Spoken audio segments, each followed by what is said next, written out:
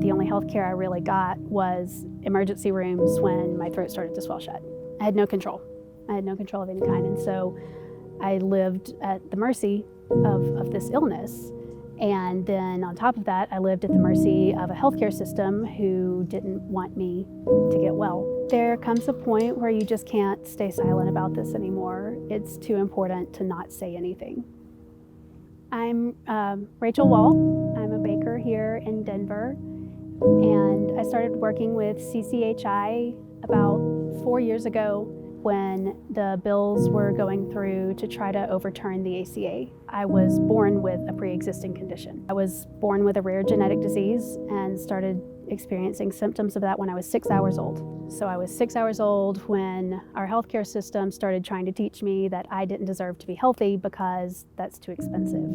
So even when I was a kid on my dad's insurance, claims were frequently denied on the grounds of pre-existing conditions. Treatment, medication, even surgeries had to be delayed. When I graduated college, I couldn't get health insurance at all. I didn't even try to access health care of any kind. It was far too expensive and completely out of my grasp.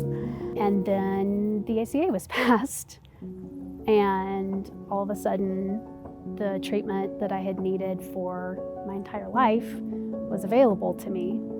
And I was protected. I couldn't be dropped from my insurance because of a diagnosis. With access to health care, I went from so underweight, so unhealthy, can't breathe, I couldn't even get up a flight of stairs, and gone from that to just thriving, and I have a career that I love, and I do long distance triathlons and just really live, and I have control of my life, and I can be a person.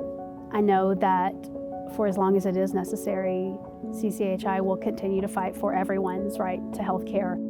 Organizations like CCHI that really just work person to person and do whatever it is that you as a specific person need, and are willing to listen and brainstorm and figure out what individuals need on an individual level